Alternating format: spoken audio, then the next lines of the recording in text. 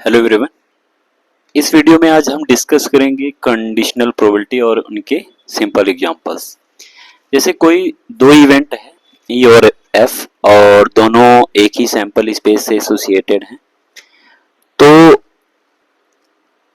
तो conditional probability अगर ई पूछी जाती है ई इवेंट की, तो उसके साथ में एक एफ इवेंट जो है गिवन होगा। तो वो ई और एफ जो है, जैसे अगर पूछा गया ई कंडीशन एफ क्या होगा, ई गिवन एफ की प्रोबेबिलिटी क्या होगी, यानी प्रोबेबिलिटी ऑफ ई क्या होगा गिवन दैट एफ।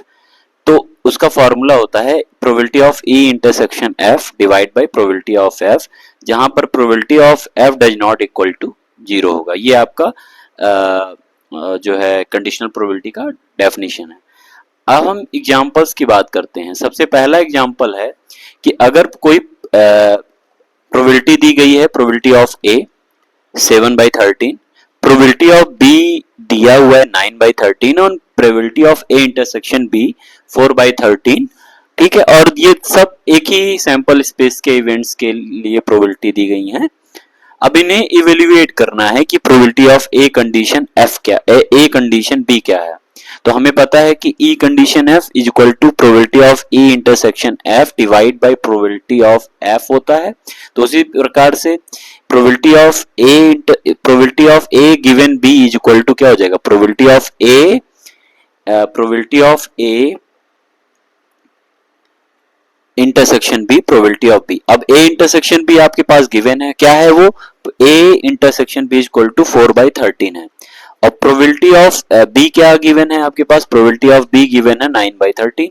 तो दोनों की वैल्यू रख दिया, 13 कैंसिल हो गया, 4/9 आ गया। क्लियर।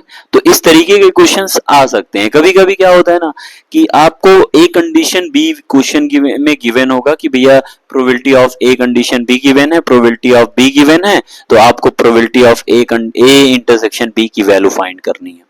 कभी कभी क्या होता है कि आपको प्रोबेबिलिटी ऑफ बी ही पूछ लेता है और ये दोनों चीज दी होती हैं। तो इस तरीके के क्वेश्चंस को आप देख लीजिएगा, क्योंकि इस तरीके से क्वेश्चन आते हैं।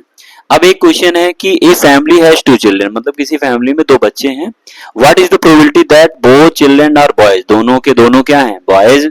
हमें प्रोबेबिलिटी बताने हैं कि दोनों के दोनों क्या हो, बॉयज हो।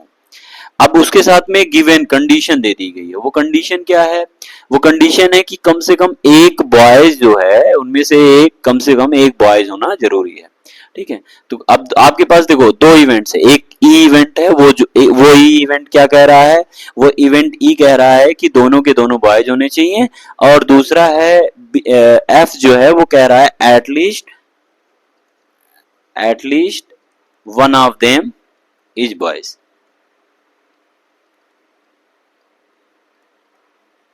Boys, one of them boys.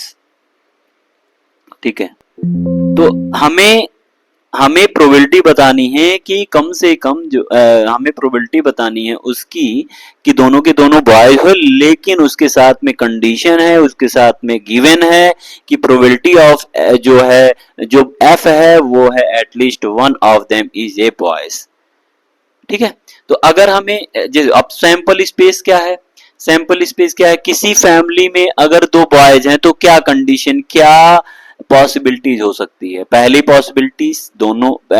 Possibility दोनों के दोनों बॉयज हो जाए, दूसरी पॉसिबिलिटी पहली गर्ल्स दूसरी बॉयज, तीसरा पहला बॉयज दूसरा गर्ल्स, और लास्ट हमारा है गर्ल्स हो जाए दोनों के दोनों। ठीक है, तो ये चीज है। अब हमें सबसे पहले ई इवेंट में क्या कह रहा है, ई इवेंट में कौन कौन से एलिमेंट आएंगे। तो एलिमेंट कौन कौन से आएंगे आप देखोगे, बोला है कि both are children are boys, यानी तो बोथ आर यानी दोनों के दोनों, तो ये वाला इवेंट केवल आएगा। ठीक है, तो ये आ गया। अब और एफ में कौन कौन से इवेंट आएंगे, एफ में बोला है कम से कम एक बॉयज हो, तो मतलब एक बॉयज हो तो ये भी इवेंट आएगा, ये भी इवेंट आएगा, ये भी कम से कम बोला है, तो यानी प्रोबेबिलिटी ऑफ ये बी भी हो जाएगा, जी गर्ल्स बॉयज हो जाएगा और बॉय गर्ल्स हो जाएगा, ये हो जाएगा आपके पास। अब प्रोबेबिलिटी ऑफ ई क्या होगा, अगर आपसे कोई पूछे प्रोबेबिलिटी ऑफ ई क्या होगा, तो ई इवेंट में कितने एलिमेंट हैं, एक एलिमेंट है। और टोटल सैंपल स्पेस में कितने इवेंट है, 4 इवेंट है, तो प्रोबेबिलिटी ऑफ ई जो हो जाएगा 1/4 हो जाएगा। और प्रोबेबिलिटी ऑफ एफ क्या हो जाएगा,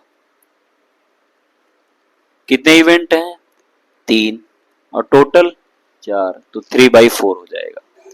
तो अब आपको क्या करना है कि और दूसरा क्या है, probability of A E intersection F निकालना है। तो ई इंटरसेक्शन एफ अगर आप करोगे तो कॉमन एलिमेंट, ई इंटरसेक्शन एफ का मतलब है कॉमन एलिमेंट, तो कॉमन एलिमेंट आप देखोगे यही है कॉमन एलिमेंट। तो कितने एलिमेंट हैं, केवल एक, और टोटल सैंपल स्पेस 4, तो यानी ई इंटरसेक्शन एफ कितना हो गया, 1/4 हो गया। ई प्रोबेबिलिटी ऑफ इंटरसेक्शन जो हो गया वो हमारा एफ जो एफ है वो 1/4 हो गया। तो अब हमें अगर प्रोबेबिलिटी निकालनी है, probability of E condition F, E क्या था, ई था कि दोनों के दोनों both are children are boys, और एफ क्या था कि at least one of them is boys.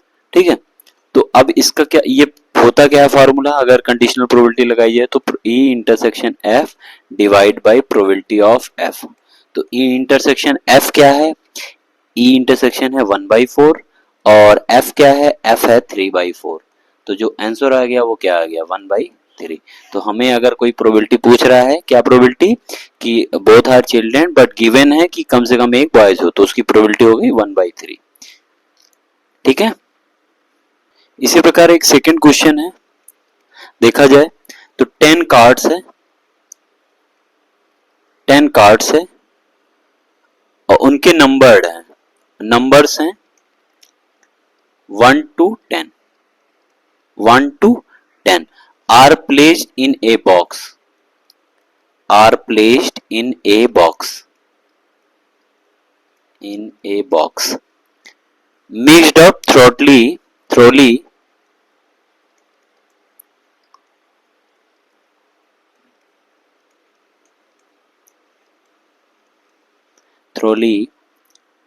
and then one card is drawn randomly.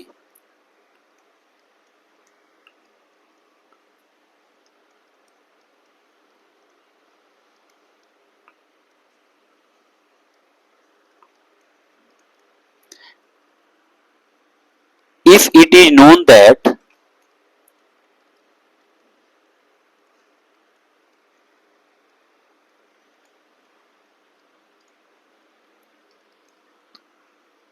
on the known that the number on the drawn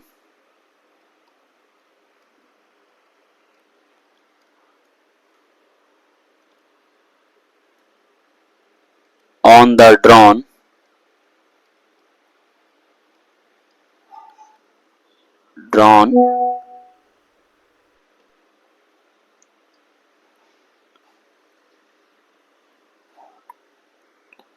card more than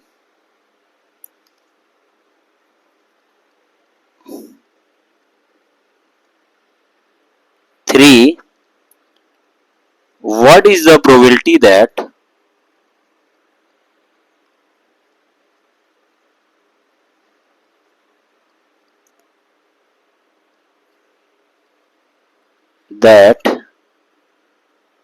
it is an even number? Clear,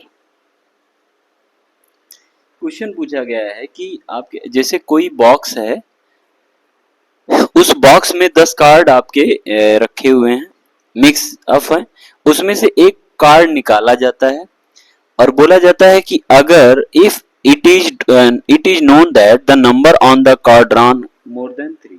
ठीक है, अगर card निकाला जाता है तो उसमें से जो 3 से ज्यादा नंबर वाले कार्ड जो है एक ड्रॉन अगर निकाले जाते हैं तो व्हाट इज द प्रोबेबिलिटी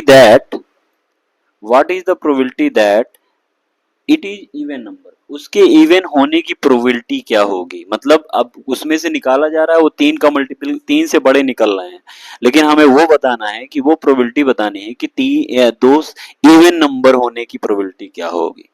तो अब एक बात ये जानिए, सैंपल स्पेस क्या हो जाएगा, आपके पास 10 कार्ड हैं इसलिए जो है इस बॉक्स में 10 कार्ड हैं इसलिए कितने हो गए, 1 से लेके 10 तक के नंबर जो हो गए वो बॉक्स में, यही आपका सैंपल स्पेस हो गया। अब ए इवेंट क्या है? ए इवेंट का मतलब है जो प्रोबेबिलिटी आपसे मांगी जा रही है। क्या मांगी जा रही है? इवन होने की प्रोबेबिलिटी मांगी जा रही है। तो वो क्या हो जाएगा? Even number. तो 2, 4, 6, 8 एंड 10। अब बी क्या है? बी 3 से बड़ा। तो यहाँ पर स्ट्रिक्टली है, यानी 3 से बड़ा का मतलब है, 3 से बड़ा का मतलब है स्ट्रिक्टली, यानी 4, 6, 4, 5, 6, 7, 8, 9, 10। तो हमें प्रोबेबिलिटी बतानी है क्या? तो प्रोबेबिलिटी ऑफ, अच्छा सबसे पहले बात ये जानिए कि ए इंटरसेक्शन एफ क्या हो जाएगा।